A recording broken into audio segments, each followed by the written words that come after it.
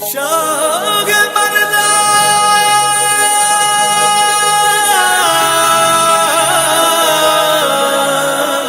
ہر طرف شور ہے، مسلمان تباہ و برباد کیے جا رہے ہیں۔ جس طرف نظر ڈالو تو مسلمانوں کو مٹانے کی سازشیں ہو رہی ہے، جس طرف نظر ڈالو تو مسلمانوں کو کمزور کرنے کی سازشیں ہو رہی ہے۔ آخر ایسا کیوں ہوا؟ آج سے قبل پہلے مسلمانوں نے 1400 سال پہلے آج دنیا کے اندر بڑی بڑی حکومت کی تھی، اور مسلمانوں نے دنیا کے اندر رہ کر ہواؤں کے اوپر بھی حکومت کی تھی، اور بڑے بڑے جاؤ حشم غرو و تمکنت کے مالک ارباب کے اقتدار کے چھکے چھڑا دیے تھے۔ آخر آج مسلمان پریشان کیوں ہے؟ آج مسلمان کو یہ دین دیکھنا کیوں پڑ گیا؟ آخر مسلمان کی کیا وجہ ہے؟ آخر مسلمان کو یہ دین کے راستے پر عمل کیوں نہیں کرتے، جس کی وجہ سے آج مسلمانوں کو یہ تباہی دیکھنا پڑ رہا ہے؟ کیونکہ آج سے پہلے قبل 1400 سال پہلے کی بات ہے، مسلمانوں نے بے زبان جانوروں کے اوپر بھی حکومت کی، کیونکہ اس کے اندر دین کی جذبہ بھری ہوئی تھی۔ آج مسلمانوں کے اندروں سے دین اٹھ گیا ہے، اور دین اس کے جذبے کے اندر، ان کے نفس کے اندر، بلکہ دین جس طرح آنی چاہیے وہ دین اس کے اندر نہیں ہے۔ اس لیے آج مسلمان پریشان حال ہے، اور مسلمان دوسروں کی زیر سایہ میں اپنی زندگی گزار رہا ہے۔ مسلمان ایک دوسرے کے محتاج ہے، کیونکہ اس لیے کہ مسلمان آپس میں اتحاد و اتفاق قائم کرنا نہیں چاہتا۔ مسلمان ایک دوسرے کو بگاڑنے کے اوپر پڑے ہوئے ہیں، مسلمان ایک دوسرے کو آگے بڑھنے کے لیے کوشش نہیں کرتے۔ آج اگر ہمارا مسلمان بھائی ایک پریشان حال ہے تو ہم ان کی پریشانیوں کو دیکھ کر اپنے منہ کو مکڑ لیتے ہیں اور اس کی طرح توجہ نہیں دیتے۔ آج سے قبل 1400 سال پہلے جب اوس اور خزرج نے اسلام قبول کیا تھا، اور اوس اور خزرج نے آپس میں دونوں میں لڑائیاں، خاندانیاں لڑائی چل رہی تھی، بہت دنوں سے لڑائی چل رہی تھی، لیکن جب اسے اسلام کی دولت ملی، جب اسلام کی دولت سے سرفراز ہوا، اسلام کی دولت سے جب انہیں مالا مال ہو گیا، جب اس نے اسلام کا کلمہ پڑھا تو چند منٹ میں اس نے اس جھگڑے کو ختم کر دیا۔ میرے عزیزان گرامی، آج ہمیں اپنے آپ کو بدلنے کی ضرورت ہے، اور اتنا بدلنے کی ضرورت ہے کہ ہمارے حالات بدل جائے، ہمارا قانون بدل جائے، کیونکہ اگر آج ہم نہیں بدلے اپنی زندگی تو کل آنے والی سمے میں ہماری نسل برباد ہو جائے گی، پھر ہم ہندوستان کے اندر سے ہمارا کوئی نام و نشان نہیں رہے گا۔ میرے عزیزان گرامی، قرآن میں اللہ تبارک و تعالی نے ارشاد فرمایا، وَاعْتَصِمُوا بِحَبْلِ اللَّهِ جَمِيعًا وَلَا تَفَرَّقُوا وَاذْكُرُوا نِعْمَةَ اللَّهِ عَلَيْكُمْ إِذْ كُنْتُمْ أَعْدَاءً فَأَلَّفَ بَيْنَ قُلُوبِكُمْ فَأَصْبَحْتُمْ بِنِعْمَتِهِ إِخْوَانًا وَإِنْ كُنْتُمْ عَلَى شَفَا حُفْرَةٍ مِّنَ النَّارِ فَانقَذَكُم مِّنْهَا كَذَلِكَ يُبَيِّنُ اللَّهُ لَكُمْ آيَاتِهِ لَعَلَّكُمْ تَهْتَدُونَ۔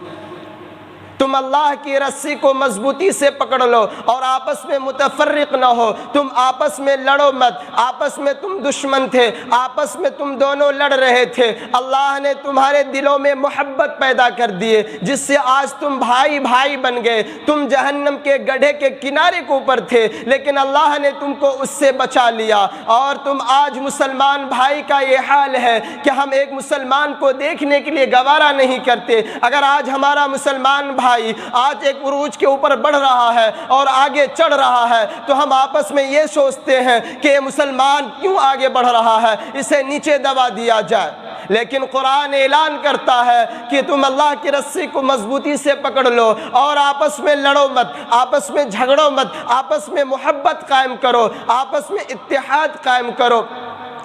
آقا مدنی صلی اللہ علیہ وسلم کی حدیث میں ہے، المسلم اخو المسلم من سلم المسلمون من لسانی ویہدی۔ ایک مسلمان کے ہاتھوں سے، زبانوں سے ایک دوسرے مسلمان محفوظ ہو کیونکہ آقا مدنی صلی اللہ علیہ وسلم کے اخلاق کو لے لیجئے۔ آقا مدنی صلی اللہ علیہ وسلم اگر کوئی شخص راستے سے چلتے، اگر کسی نے آقا مدنی صلی اللہ علیہ وسلم کو گالی دے دیے یا گلوچ کر دیے یا فحش کلامی ان کے ساتھ کرتے رہتے، پھر بھی آقا مدنی صلی اللہ علیہ وسلم نے ان کے ساتھ ادب و احترام کے ساتھ پیش آتے۔ مکہ کی بات ہے کہ آقا مدنی صلی اللہ علیہ وسلم مکہ المکرمہ میں رہتے تھے۔ ابو جہل ان کے چاچا تھے، لیکن جانی دشمن تھے، اسلام کے دشمن تھے، اس لیے آقا مدنی صلی اللہ علیہ وسلم کو نماز پڑھنے سے روکتے تھے، نیک کام کرنے سے روکتے تھے، لیکن آقا مدنی صلی اللہ علیہ وسلم کو نبی بنا کر بھیجا گیا تھا۔ آقا مدنی صلی اللہ علیہ وسلم کو دنیا کی نبوت دے کر بھیجا تھا اور آخری نبی تھے، اس لیے کہ ساری کائنات کے وہ ذمہ دار تھے، کیونکہ اللہ تبارک و تعالیٰ نے یہ آخری نبی ہے، اس کے بعد کوئی نبی نہیں آنے والا، اس لیے آقا مدنی صلی اللہ علیہ وسلم نے ان کے ساتھ بھی ویسا ہی معاملہ کیا تھا جو اوروں کے ساتھ معاملہ کرتا تھا۔ لیکن آج ہمارے اندر اتنی خرافات پیدا ہو گئی ہے کہ ہم اپنے والدین کی نافرمانی کرنا شروع کر دیتے ہیں، ہم اپنے ماں باپ کی اطاعت نہ کر کے بلکہ اور کسی اور کی اطاعت کرتے ہیں۔ ہمارے گھر میں خود جنت پڑی رہتی ہے، لیکن ہم اپنے جنت کو چھوڑ کر کسی اور کی جگہ چلے جاتے ہیں، کسی درگاہوں کے پاس جاتے ہیں، کسی مسجدوں میں جا کر ہم مانگتے ہیں، کسی مولویوں سے جا کر ہم کہتے ہیں کہ ہمارے لیے بھی دعا کیجیے کہ تاکہ ہماری بھی بخشش ہو جائے۔ لیکن افسوس کی بات ہے، تم نے کبھی اپنی ماں کی پاؤں کو چوما؟ تمہیں بڑی افسوس کی بات ہے، کیا تم نے اپنے والدین کے بارے میں پوچھا؟ کیا تمہارے والدین کس حال میں گزر رہے ہیں؟ تم اپنی عیش عشرت کی زندگی گزارتے ہو اور اپنے والدین کے بارے میں پوچھتے ہو کیا ہمارے والدین کس حال میں اپنی زندگی بسر کر رہے ہیں؟ کیا ذرا ان کی ہم پرسان حال لے لیں؟ کیا ہمیں اس کی پرواہ نہیں ہے؟ ایک وقت کا واقعہ ہے کہ آقا مدنی صلی اللہ علیہ وسلم کا دور تھا، بیٹے نے باپ کے پاس مال جمع کیا اور بیٹے نے باپ سے کہا یہ میرا مال ہے اور میں 2 سال کے لیے آپ کے پاس جمع کر کے جا رہا ہوں اور میں 2 سال کے بعد آنے کے بعد پھر میں آپ سے لوں گا۔ آقا مدنی صلی اللہ علیہ وسلم اس وقت موجود تھے، حیات میں تھے، لیکن اس کے بعد وہ ان کے شہزادے آئے گھر، 2 سال کے بعد آئے گھر، لیکن والد صاحب کا یہ مقام تھا کہ ان کے پاس پیسے نہیں تھے، ختم ہو چکے تھے۔ بیٹے نے جو مال جمع کر دیے تھے والدین کو، والدین نے اس مال کو خرچ کر دیا، لیکن جب بیٹے آئے پردیش سے اور بیٹے نے باپ سے مخاطب ہو کر کہا میرے مال جمع جو میں نے آپ کے پاس مال جمع کیا تھا وہ مال ہمیں دے دیجئے،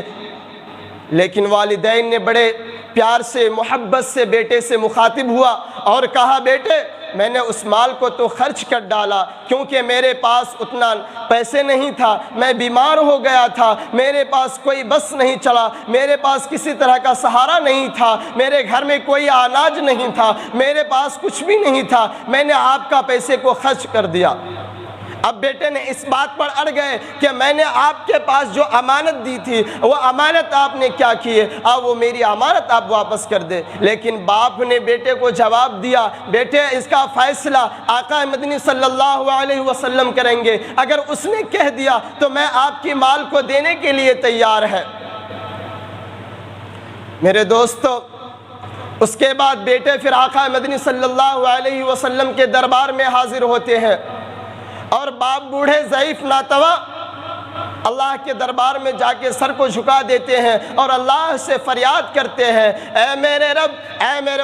مربب، اے میرے استاد، تو نے دنیا کے اندر مجھے پیدا کیا، تو نے مجھے رزق دیا، تو نے مجھے اولاد بھی دی اور تو نے مجھے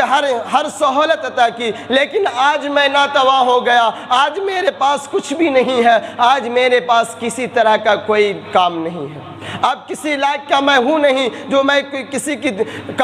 کوئی سا کام کر کے میں کھا سکتا ہوں۔ بیٹے کے مال تھا میرے پاس جمع کر کے گیا تھا، میں نے ان کو کھا لیا، اب بیٹے نے مجھ سے مخاطب ہو کے اور مجھ سے وہ مال مانگ رہے ہیں، میں اسے اب کہاں سے دوں؟ اے رب کریم تو اس کا فیصلہ برحق کرنا، اگر آج تو فیصلہ نہیں کرے گا تو قیامت تک والدین بیٹے کا محتاج اور یہی حال ہوتا رہے گا والدین کا۔ یہ بات سن کر اللہ رب العزت نے بڑے جوش میں آئے اور بیٹے نے گئے آقا مدنی صلی اللہ علیہ وسلم کے پاس۔ آقا مدنی صلی اللہ علیہ وسلم نے کہا کہ اپنے والد محترم کو بلایا اور بلا کر آقا مدنی صلی اللہ علیہ وسلم کی طرف جا رہے تھے، بڑھ رہے تھے آگے، دونوں باپ بیٹے آگے بڑھ رہے ہیں۔ آقا مدنی صلی اللہ علیہ وسلم ادھر سے اپنے حجرے مبارک سے باہر نکل کر دیکھے کہ وہ ضعیف والد محترم آ رہے ہیں،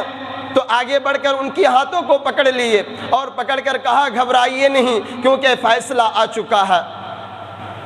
کیونکہ آپ نے پہلے آپ نے رب کریم کے دربار میں حاضر ہو گئے، اس لیے بیٹے نے بعد میں میرے پاس آیا، لیکن بیٹے سے پہلے آپ نے اس رب کے پاس پہنچ گئے جس کے پاس ساری کائنات ہے، جس کے پاس ساری سلطنتیں ہیں، جس نے دنیا کو بنایا، جس نے زمین کو بچھایا، جس نے آسمان کو بنایا، جس نے زمین، سورج، چاند، ستارے، ساری کائنات کو بنائے، اس کے پاس آپ نے پہلے ہی پہنچ چکے تھے، اس لیے آپ کی ندا آ چکی ہے، آپ کو گھبرانے کی کوئی بات نہیں ہے۔ پھر آقا مدنی صلی اللہ علیہ وسلم نے فیصلہ کیا کہ بیٹے کے مال کو باپ کھا سکتا ہے، اس میں کسی طرح کا کوئی حرج نہیں ہے، لیکن ہم اور آپ بڑی افسوس کی بات ہے کہ ہم اپنے ماں باپ کی خدمت نہ کر کے کسی اور کی طرف رجوع ہو جاتے ہیں، دنیا کی لان تان میں لگ جاتے ہیں، ہم دین کو چھوڑ کر، آخرت کو چھوڑ کر دنیا کے کارنامے میں پھنس جاتے ہیں، دین کو ہم ایک ذرا سے بھی نہیں اپناتے ہیں، تو کیا حال ہوگا؟ آج ہمارے ہندوستان کا اتنا برا حال ہے، آج ہمارے اوپر حملہ کیا جاتا ہے، آج ہمارے مسلمانوں کو گاجر اور مولی کی طرح کاٹا جا رہا ہے، اس لیے کہ ہمارا ایمان کمزور ہو چکا ہے، ہم اللہ کی رسی کو مضبوطی سے نہیں پکڑ رہے ہیں، ہم اللہ کی رسی کو جس دن مضبوطی سے پکڑ لیں گے انشاءاللہ اس دن ہمارا بیڑا پار ہو جائے گا۔ اگر ہم اللہ کی رسی کو مضبوطی سے نہیں پکڑے تو پھر ہم دنیا کے اندر بھی ناکامی رہیں گے اور آخرت کے اندر بھی ہم ناکامی رہیں گے، اس لیے اللہ تبارک و تعالی نے فرمایا تم میری رسی کو مضبوطی سے پکڑ لو، میں بڑے بڑے جنگ کے اندر بھی تمہاری قدم کو اس طرح جمع کر دوں گا کہ ساری دنیا تمہاری قدم کو اکھاڑنا چاہے تو پھر بھی اکھاڑ نہ پائے، اگر میں تم سے ناراض ہو گیا تو پھر تم کسی لائق کے نہیں رہ پاؤ گے۔